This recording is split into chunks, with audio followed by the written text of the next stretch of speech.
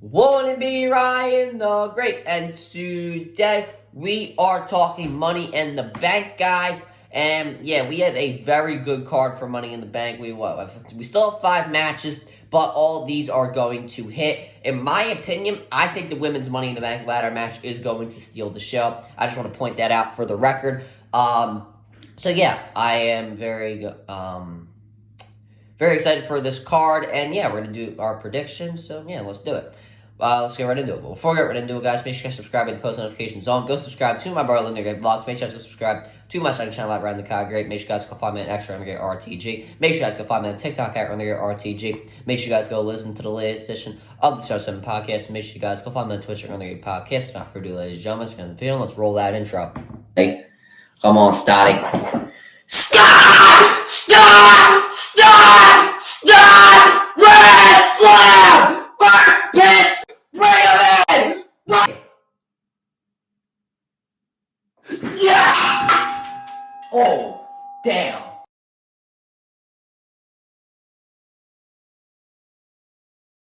Alright, let's run the video. So, starting off, our first match, Sami Zayn to be defending the Intercontinental Championship against Bron Breakker.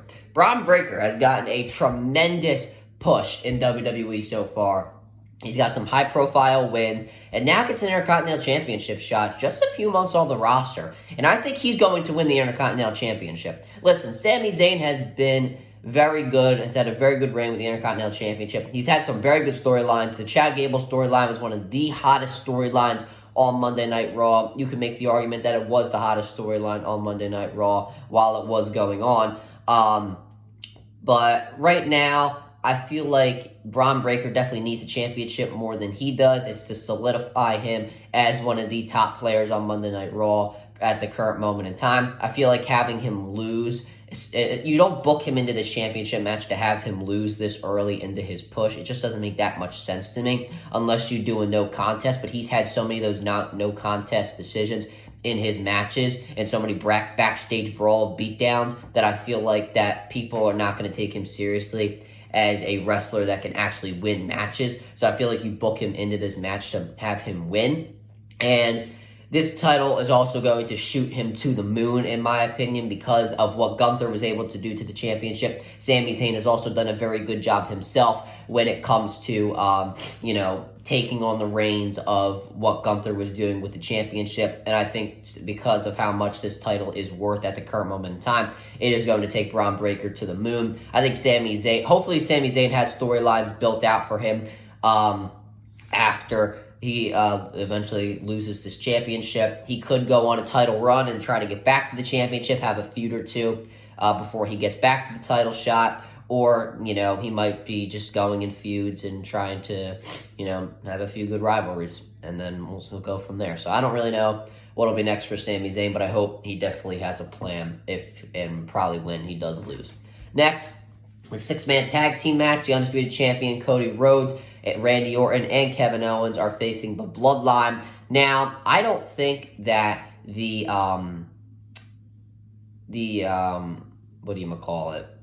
Bloodline are going to lose here. They are just on such a roll right now that it just doesn't make that much sense for them to lose. I am going to take them to win. Also, with the thing, is Jacob Fatu going to compete? I don't think so. He obviously has that criminal record thing that doesn't allow him to enter some countries. Now, if there's complications with him entering Canada, I don't think WWE will risk it or, try and go through all the trouble of trying to get him in just for a 6-man tag team match that is just going to lead to Solo Sikoa versus Cody Rhodes at SummerSlam for the Undisputed Championship. So I think it'll be Sikoa, Tonga Loa, and Tama Tonga competing in the 6-man tag team match. But right now, the Bloodline on such a roll, I don't see them losing. I also could see the storyline of Randy Orton, looking over at Cody Rhodes' shoulder at the championship. I think that'll continue a little bit. We might see maybe some incidental contact between them.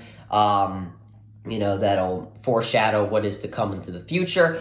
And I think we could also see, and I think that incidental contact could lead to Solo Sikoa pinning Cody Rhodes, because obviously no one's going to take Solo Sikoa seriously if he doesn't, pick up the pinfall in this match. I think him pinning Cody Rhodes would obviously put some intrigue into the match.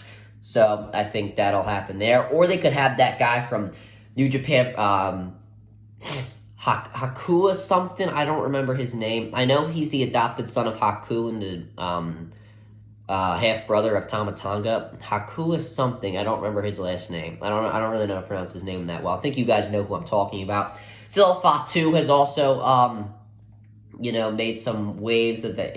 Some people talk. Is he going to come to WWE? I don't think that's going to happen just yet. The Hakua, whatever his name is, he could also show up if there's no incidental contact between Orton and Rhodes in the match, and he could cost them the match and help the Bloodline win. So we'll see there. But either way, the Bloodline are going to win this match. Next, we have the women's Money in the Bank ladder match. We have Io Sky, Chelsea Green, Lia Valkyrie, Naomi, Tiffany Stratton, and Zoe Stark. So let's get the obvious people out of the way who are not going to win. Io Sky won last year. She's obviously in a storyline with Damage Control, probably breaking up, so I doubt she wins it. Naomi is also a long shot. She seems like she's getting the Dolph Ziggler treatment, where she's just in matches to put people over, and also in the Money in the Bank ladder match because she can be a high flyer. Lia Valkyrie and Zoe Stark are long shots. Zoe Stark, I think, is probably one of the bigger long shots. She's not like Naomi and Io Sky, but she's definitely a long shot. Though the Money in the Bank ladder matches are a lot of long shots. Whoever expected Austin Theory to win a few years ago. But I doubt Zoe Stark wins. Lia Valkyrie is probably a long shot as well. But she has had a strong push, and I do think it was questionable to have her lose to Nia Jax. Why have her even make it to the finals if you're just going to have her get buried to Nia Jax? Really didn't make that much sense to me. But anyway, Chelsea Green, Tiffany Stratton obviously are the two favorites heading into this match. I like Tiffany Stratton to win here. She's had such a big push. The crowd is reacting very, very well to her. Chelsea Green winning this would make sense as well because of the fact that, she's an opportunist and the Money in the Bank contract is all about opportunity. And taking advantage of, opportunities that are in front of you. So I think Chelsea Green would be a very good winner. But the push that Tiffany Stratton has had, it just wouldn't make that much sense to not have her win the contract. I don't know if people are going to take Chelsea Green that serious as a world champion or someone who can, I guess, beat a world champion even in an impromptu match, but I think Tiffany Stratton will be taken seriously in that regard. Next, we have the men's Money in the Bank ladder match. We have Jey Uso, Carmelo Hayes, Andrade, Chad Gable, LA Knight, and Drew McIntyre. Anybody can probably win this match. I think LA Knight and Chad Gable will both be costed respectively in the match. I think the Wyatt Six will cost Chad Gable, and Logan Paul will probably cost LA Knight, setting up their match for SummerSlam. Andrade, he's just kind of there. He's kind of like Naomi in the match. He's just there to, help the quality of the match, in my opinion. Carmelo Hayes can't be ruled out, but I don't think that I think he's a little too early into his push to get this, to get the contract. Jey Uso, Drew McIntyre, the two top ones. I originally was going to take Jey Uso to win, but the reason I'm not going to take him, I'm going to take Drew McIntyre, is because I don't think that anybody, who wins the contract is going to successfully cash in. If you have Jey Uso win the Money in the Bank contract and lose his cash in to either Gunther or Cody Rhodes, which I don't see him beating either of those guys, and I think Gunther will be the champion by the time Jey Uso cashes in, it just wouldn't make that much sense to have Jey Uso lose because of how much on a roll he is in.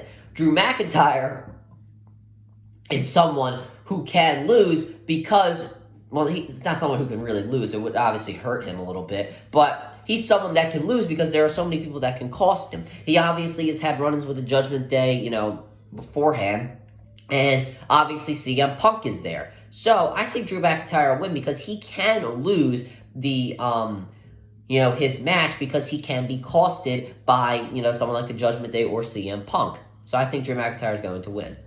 Next, we have finally, we have Damian Priest defending the World Heavyweight Championship against our returning Seth freaking Rollins. And the stipulation in this match is if Seth freaking Rollins loses, then he can't challenge Damian Priest for the championship as long as he is champion. And for Damian Priest, if he loses, then he will be forced to leave the Judgment Day.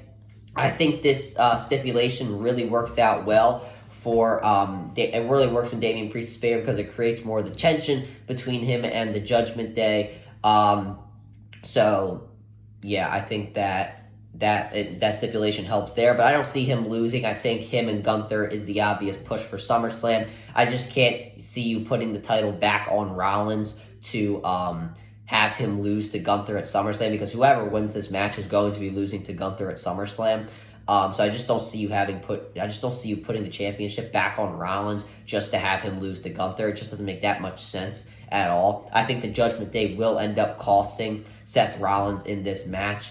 I can't see him returning, getting a championship shot, and then also having him lose clean. That just wouldn't make sense either. So I'm going to take Damian Priest to win this match. But right after this match, Drew McIntyre going to cash in. And now I just mentioned how I don't think that whoever wins the contract is going to successfully cash in. I think the match does start, then it kicks off, and then either the Judgment Day or CM Punk cost Drew McIntyre the Money in the Bank contract. Why have somebody hold on to the Money in the Bank contract for months just to have them unsuccessfully cash in? We've seen it so long, and with Otis, Austin Theory, they held the contract for so long just for them to unsuccessfully cash in, and it just wasted everybody's time. So why waste everybody's time and just have Drew McIntyre or whoever lose the contract match just as soon as they get it?